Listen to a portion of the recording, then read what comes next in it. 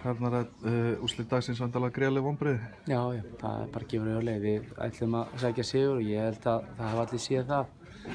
Mér fannst leikurinn verið jafnræði í fyrri hálfleik. Við vorum mun meira með boltann en kannski ekki að skapa okkur mikið. En réðu gangi ferðinni í fyrri hálfleik og svo bara eitt lið á vellinum í seinni hálfleik. Ég held að við fengið allavega þrjú algjör dauðafæri.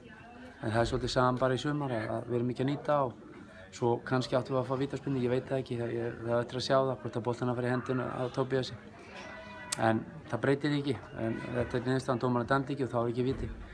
En svo skora þeir 84. held ég, fyrsta markið og þá við vissum að hvernig staðan var í hinum leikjunum og þá var það á brattan að sækja og mér finnst menn náttúrulega missa svolítið hausinn þá en hvort þú tapar 1-0 eða 1-1 eða 0-3 það breytir ekki öllu í stöðunum þess að við ætlum okkur Evrópusæti.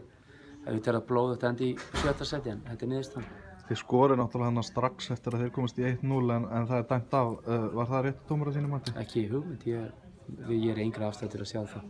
Þannig að maður bara verður að vona að það sé en eins og maður oft sagt að dómarar eins og leikmenn þeir gera mistök eins og við hinir.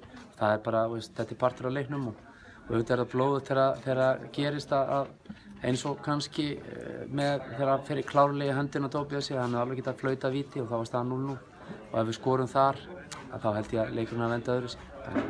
Svona er þetta er niðurstaðan. Svona spilamennskan á liðinu hafa verið í sumar svona heilt yfir? Spilamennskan hafa verið heilt yfir mjög góð bara fyrir utan það að nýta færi. Það er bara búið að kosta okkur ansi mikið í sumar upp á skaga núna bara í síðasta leik og svo þessi leikur. Þannig að hefðu við nýtt eitthvað af þessum færum þá hefðu við klárað leikinn. En það bara kosta okkur mikið. Og það getur að mála að segja það sé bara við séum bara ekki nógu góði fyrir fram markið og það er bara ekki nógu góð. Það er eitthvað sem við þurfum að reyna að laga fyrir næsta ár. Þannig eins og segir þið voru náttúrulega að skapa ykkur fullt af færum í sérstaklega í seinni hálfleik. Fannst þér þínir menn ekkert vera svona varkárir framan af því að vara lagt upp með að fara varlega og passa að fá ekki á sig mark til að byrja með? Nei, ég raun og veru ekki. Ég er samt sammálaður. Þeir voru mjög varkárir í fyrri hálfleik. Tóku litla sénsa og þá kannski spilaðist leikurinn eins og hann spilaðist í fyrri hálfleik. Það var lítið færi og mikið með boltann en svo opnaðist leikurinn mikið við svona gáum mikið meira í þetta í seinni hálfleik og þá þurftum við líka, við vissum hvað staðan var og við þurftum að setja mark. Blóðugt að hafa ekki náði, það er bara þannig, það er bara drullisvækjandi. Stutt á milli hláturs og gráturs í þessu 7. sæti niðurstaðan, það er náttúrulega kannski sæti sem að Breiðablik vill ekki lenda í? Nei, það er alveg rétt, ég held að það sé alveg hárrétt. Það verða allir grænir fúlir núna næstu dag, það er svona okkur ljóst.